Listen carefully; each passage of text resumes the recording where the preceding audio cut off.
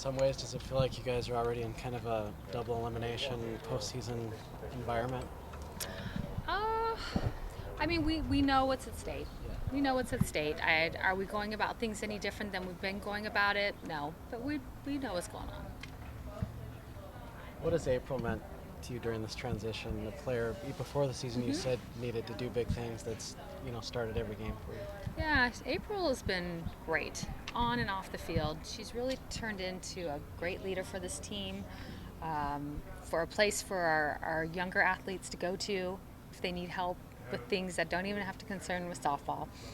She stepped up as a hitter. She stepped up as a first baseman, as a pitcher. I mean, as a pitcher, as a catcher. Just really anything we've asked her to do, she's gone above and beyond. She puts in a lot of time.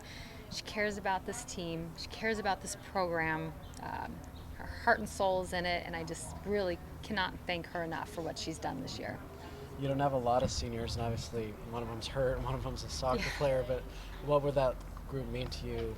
When you look back on this season. This group means a lot to me, and I only got to have 1 year with them, and you look back and go, gosh, I wish I had the opportunity to have more years with them. But I look at Cherish and what she's done as an athlete.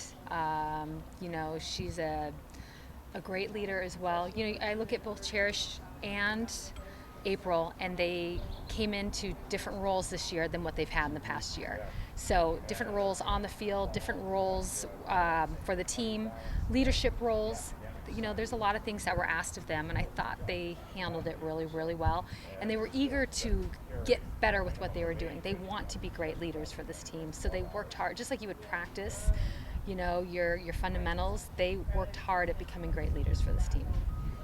Disappointing weekend probably for you guys. How do you feel like kind of what's been the mood, I guess, with this group in the last couple of days, just kind of the aftermath of this week? The mood's been good. They, all of us would tell you that we're not happy with going over this weekend. But like I said, they all understand what's at stake. We're in the hunt. They're in the hunt.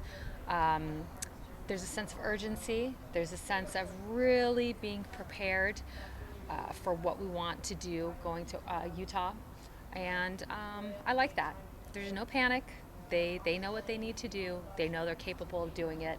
It's just getting up there, being clean, being timely, and as a group doing it all together.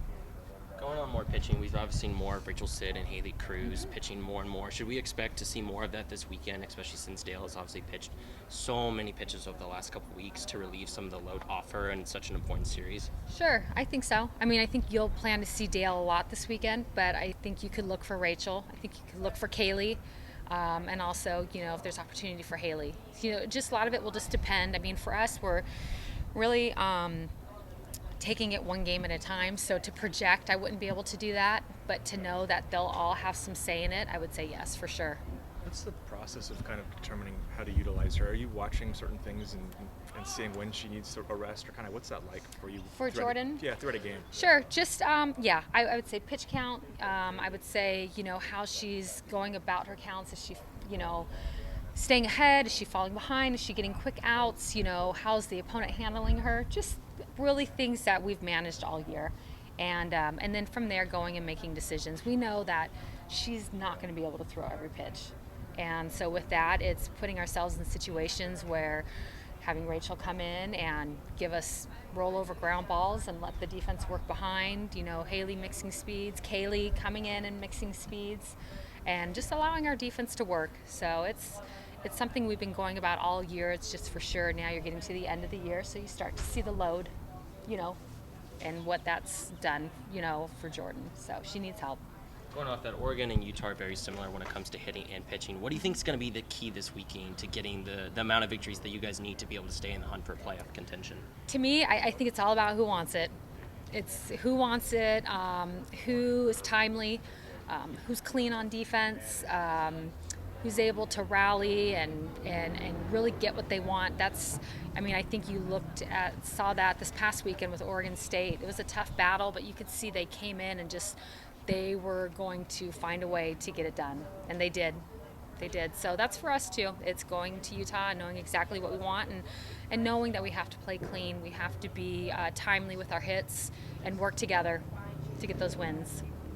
Is it a unique challenge with them playing at altitude, or is that something that's not that big a factor in this sport? How do you kind of approach that?